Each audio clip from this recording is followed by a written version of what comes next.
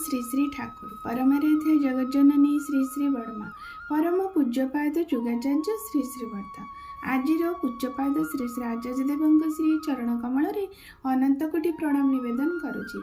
सभी गुरु परिवार श्री चरण में मध्य अनंत कोटि प्रणाम निवेदन करुछि। मोर वीडियो देखुथिबा प्रत्येक गुरु भाई और माँ मान को अंतरर आनंदित जय गुरु। ढेर सारा भल पाइबा श्रद्धा और सम्मान समस्तंक पई परमपिता श्रीचरण विनम्र प्रार्थना रखी समस्तंकर सर्वांगीन मंगल हो, पंच महाजीवन प्राप्त हो, समस्त इष्टिमय जीवन यापन करी संसार को उपभोग करंतु। यह ही परमपिता श्रीचरण में मोर प्रत्येक दिन भली आज मध्य प्रार्थना रखी। आज गोटे सुंदर विषय रखी जहाँकि आम मान जीवन में बहु प्रभाव पकाए, जोटा कि प्रत्येक परिवार पर निहाती दरकार, प्रत्येक दाम्पत्य जीवन प्रत्येक दंपति निहाती दरकार। निश्चिंत भाव में भिडियोटी शुणवे बहु किसी समस्यार समाधान सूत्र आम पाइपर यही सुंदर आलोचना माध्यम। आज आलोचना रखा प्रकृति गोटे नारीर अमर्यादा ही संसारर अवनतिर कारण, आउ नारीर मर्यादा ही संसारर उन्नतिर कारण। एटा किपरि भाव में आम समस्ते जाचे, जहाँ किसी छोट अनुभूति अनुभव आने ताहा आपण मान पाखरे तली धरे, काले कहार कौन सी मंगल लगी जाए, सेटा ही प्रकृति हेब जीवनर इष्ट कर्म। तेणु देखा जाए प्रथम कथा है आम विवाह पाखक जावा, कारण विवाह हेले आम गोटे सहज सरल भाव में बुझीपर। प्रथम कथा नारीर मर्यादा को आम देखा कहुए नारीर मर्यादा कौन। गोटे नारी के तार उपयुक्त मूल्य, उपयुक्त प्राप्य, उपयुक्त तार सम्मान दबा ही प्रकृति में गोटे नारीर मर्यादा बोली आम मैंने बुझू। नारी को तार जहाँ दरकार ताको आम दे पारिबा। सेटा जेतेबेले क्षुण्ण हुए, जोठी क्षुण्ण हुए, परिवार रे क्षुण्ण हेले परिवार नष्ट हो जाए, समाज रे क्षुण्ण हेले समाज नष्ट हुए, जाति रे क्षुण्ण हुए गोटे जाति मध्य नष्ट हो जाए। तेणु आमे माने पुराण पृष्ठ रे एथिरे भूरी भूरी उदाहरण रही जोठी भी नारी के असम्मान करा जायछि, नारी आखिर लुह आसीछि, से संसार से देश से राज्य नष्ट भ्रष्ट हो जायछि। आमे प्रथम ते देखीचे महाभारत रे देखीचे, आमे द्वापर जुग रे देखीचे किपरि द्रौपदी अमर्यादा होइथिला कुरु महासभा रे। देखागला केवल कुरुवंश संपूर्ण रूपे विलोप हो जाइथिला। तापरे हम देखिथिले त्रेता रे देखिले माता सीतांक अमर्यादा करा जाइथिला। माँ सीतांकर अमर्यादार कारण किपरि लंका ध्वंस हो जाइथिला। तापरे जेतेबेले भी से निज स्व राज्य को फेरी आसिले, तांकर राज्यवासी किपरि भावरे तांको चिन्हि पारि नथिले, बुझी पारि नथिले, तांको बार बार जो अग्नि परीक्षा करी तांकर जो सतीत्वर अमर्यादा करा जाइथिला, से किपरि भावरे सबुदिन पई ए नरलीला को त्याग करी से भूमासीन हो जाइथिले। एटा आम पुराण पृष्ठरू देखी से किपरि भाव में हाहाकार परिस्थिति होइथिला।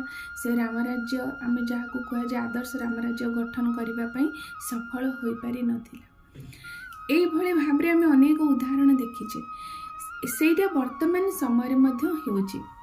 आमे ए सृष्टि रे जदि स्वयं स्रष्टा नारी को सर्वश्रेष्ठ स्थान देइछन्ति, कारण ये संसार को सी ही आगु को नहीं पारे, संसार को गढ़ी पारे, संसार को सुंदर करि पारे। संसार रचनार मुख्य दायित्व गोटे नारी हाथ में स्रष्टा दियंती बा देइछन्ति, किंतु जेतेबेले आमे पुणी से नारी भी चाहिए नष्ट कर दे पारे।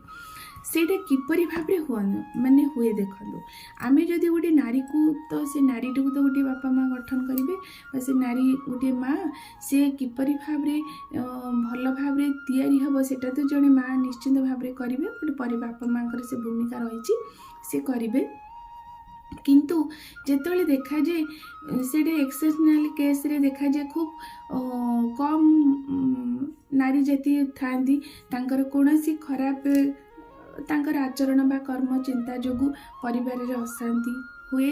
जेते जहाँ पुरुष सेठी निजको माने गोटे दैन भाव निजको तार कौन प्राधान्य रखेनि, से डरिकी रही था।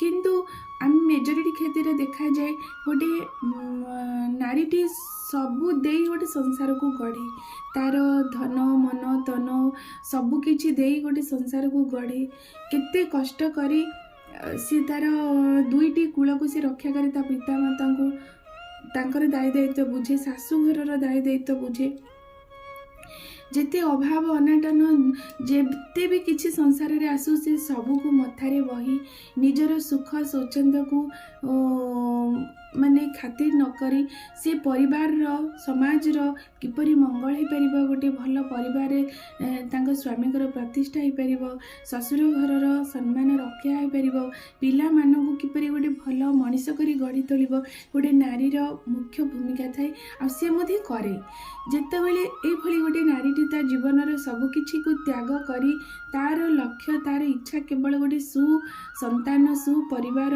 गोटे भल आदर्श जीवन बीतेबा पई से तोले चाहे बा करे सेतेबेले गोटे पुरुषर भूमिका कौन सेतेबेले जने पुरुष तांको प्रेरणा देवा दरकार तांको पई सहारा हवा दरकार तांको पई शक्ति हवा दरकार माने जेमती गोटे पुरुष पई नारी शक्ति दरकार सेपली गोटे नारी रो एई सब कर्म आचरण भितर दे पुरुषंग सहयोग निहाती दरकार सहयोगटा किपरि ना तांको सम्मान दबा तांकर ए जो इतने निस्वार्थपर कर्म पई तांको प्रेरणा जगेबा माने ए तांकर जोड़ा मूल्य नारी किछि चाहे ना केवल टिके भल पाइबा टिके श्रद्धा टिके सम्मान आउ से किछि चाहे ना सेति पई परम पिता नारी को इतने श्रेष्ठ स्थान देइचंती जुगे जुगे मातृ जाति पाखरे परम पितांकर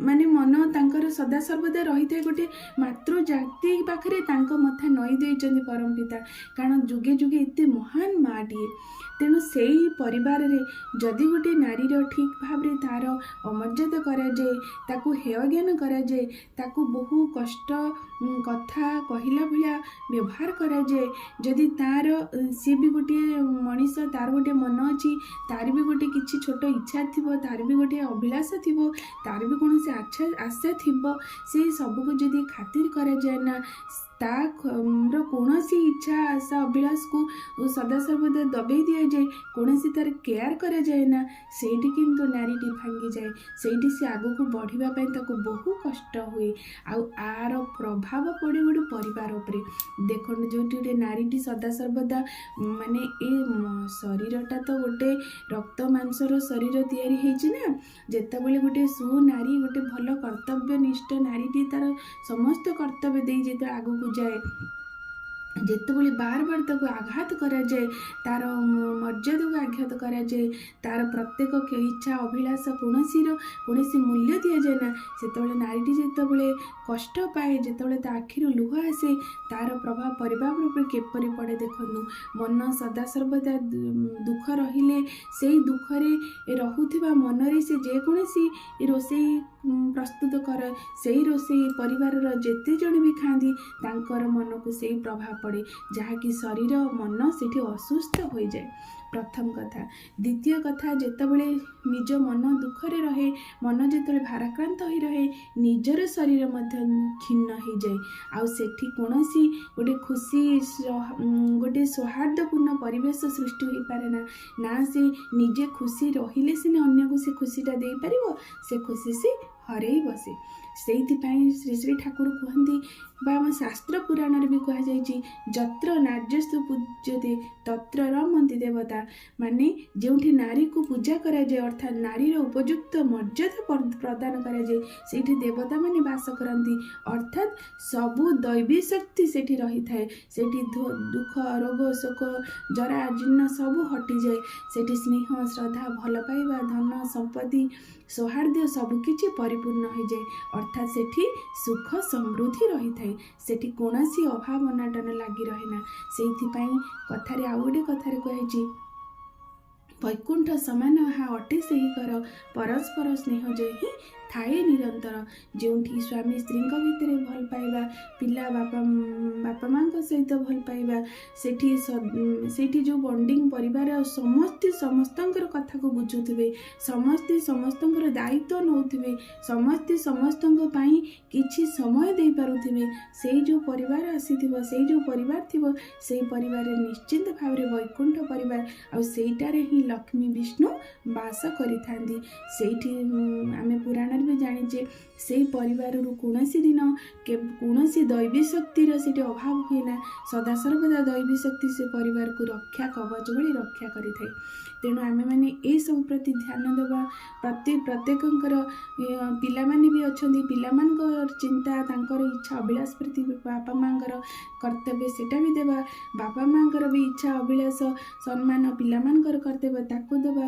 ସ୍ୱାମୀ ପ୍ରତି ଗୋଟେ ସ୍ତ୍ରୀର ଯାହା ବି କର୍ତ୍ତବ୍ୟ, ସ୍ୱାମୀଙ୍କର ଇଚ୍ଛା ଅଭିଳାଷ ସବୁକିଛିକି ଧ୍ୟାନ ଦେବା ଗୋଟେ ସ୍ତ୍ରୀର କର୍ତ୍ତବ୍ୟ।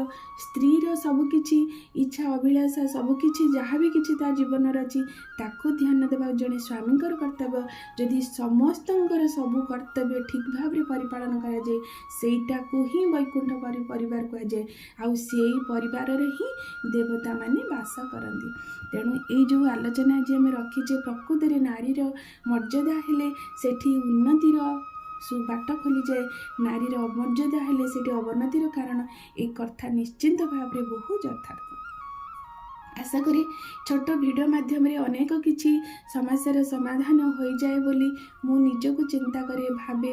ଆଉ ଏଇଭଳି ସୁନ୍ଦର ସୁନ୍ଦର ଭିଡ଼ିଓ ଆପଣମାନଙ୍କ ପ୍ରେରଣାରେ ମୁଁ ପ୍ରତ୍ୟେକ ଦିନ କରେ। ସେଥିପାଇଁ ଆପଣମାନଙ୍କୁ ବହୁ କୃତଜ୍ଞତା। ସବୁଦିନ ଭଳି ଏଇଭଳି ଏ ଭିଡ଼ିଓକୁ ଏଇଭଳି ଭଲ ପାଆନ୍ତୁ। ପରମ ପିତାଙ୍କ ଇଚ୍ଛାକୁ ପୂର୍ଣ୍ଣ କରି ଏ ଜୀବନ ମୋର ସାର୍ଥକ ହେଉ, ଏହା ହିଁ ମୋର ପରମ ପିତାଙ୍କ ଶ୍ରୀ ଚରଣ ବିନମ୍ର ପ୍ରାର୍ଥନା। ରହୁଛି। ଜୟ ଗୁରୁ।